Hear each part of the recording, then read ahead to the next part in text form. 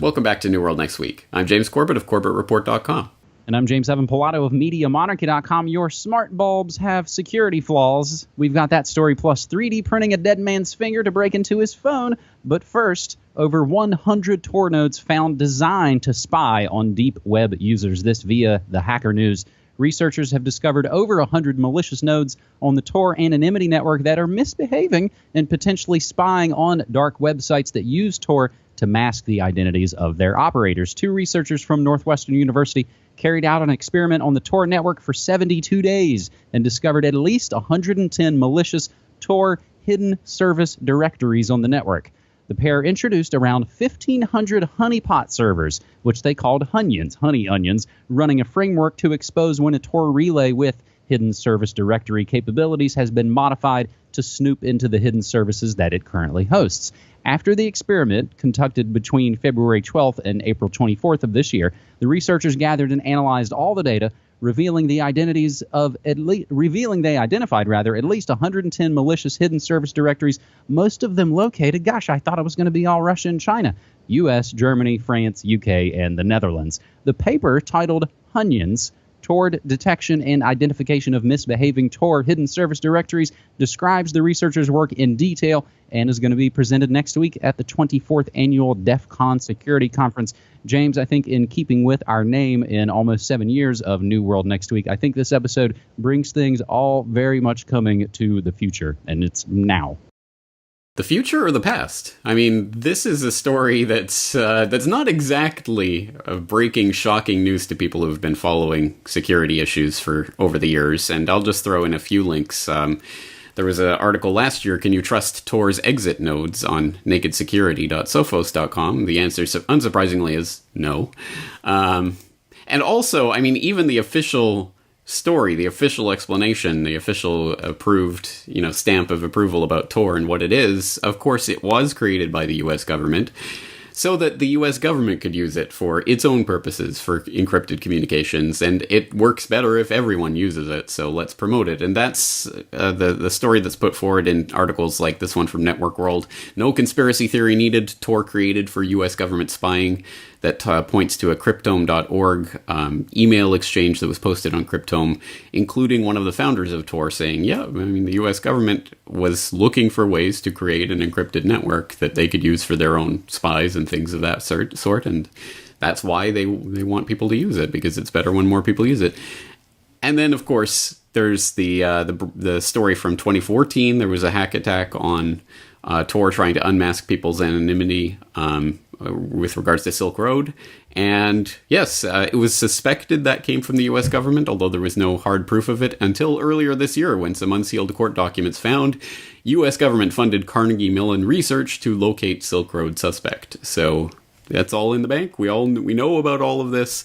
If you suspect that Tor is going to be the be-all and end-all for privacy, anonymity, and security for you, then you've been sold a bill of goods. It's only as good as the people running the HS directories and the exit relays and all of the vulnerable points of the system. And that's pretty much it. In fact, if anything, it's a good way to put a big red flag over your activity if you're using Tor, because that's probably the stuff that the government's going to be looking at even harder and trying to find out who you are even more. So, I don't know. Trust these types of technologies as far as you can throw them, and always look at where they come from.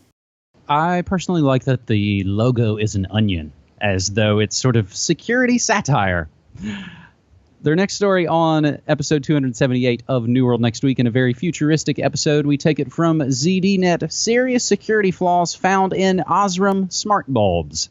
Researchers have found that popular home lighting system Osram Lightify has a number of severe security flaws that could leave users vulnerable to attack, which, if fully exploited, could allow an attacker to pivot access into an internal network. One of the worst flaws could allow an attacker to take control of a product in order to launch attacks against a browser. Another severe weakness in the smart home device allows an attacker to identify the wireless network's password. Osram, a Germany-based company, indicated that the next round of patches coming next week would fix all the flaws, with the exception of two lesser flaws. Such a strange story. And again, James, I like the way that over these years we've been able to sort of lay out the future as it's coming. What a mundane thing to bring so much potential trouble into your home. Oh, I got in through your smart light bulb, and now I completely control your whole smart grid. Feels kind of dumb. James? Quote, is Byron in for a rude awakening? There is already an organization, a human one, known as Phoebus, the International Light Bulb Cartel, headquartered in Switzerland, run pretty much by International GE, Osram, and Associated Electrical Industries of Britain, which are in turn owned 100%, 29%, and 46%, respectively, by the General Electric Company in America. Phoebus fixes the prices and determines the operational lives of all the bulbs in the world, from Brazil to Japan to Holland, although Philips in Holland is the mad dog of the cartel, apt at any time to cut loose and sow disaster through the Great Combination. Given this state of general repression, there seems no place for a newborn baby bulb to start, but at the bottom. But Phoebus doesn't know yet that Byron is immortal. End quote. That, of course, from Thomas Pynchon's Gravity's Rainbow, which has this bizarre 10-page digression about a sentient talking light bulb that is being hunted down by the Phoebus cartel because it is immortal.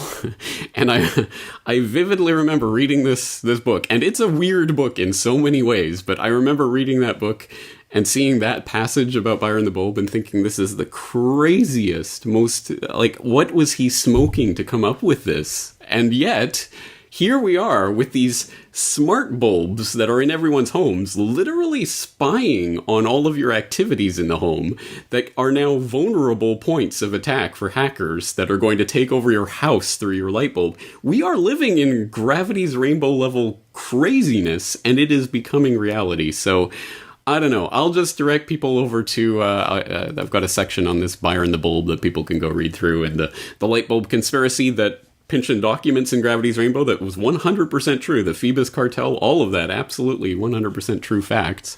And it's getting even worse, because now it's not just a cartel for planned obsolescence. It's a cartel that literally has the keys to your home in the key sense. And that's crazy. Anyway, side note, might be a good candidate for FLNWO. I don't know if I'll subject people to Gravity's Rainbow. It's a really big book, but The Crying of Lot 49 would be right up FLNWO's alley. We'll put that as a sidebar, as a deprogramming note, James. Thomas Pynchon, of course, it's also worth noting, Simpsons guest star.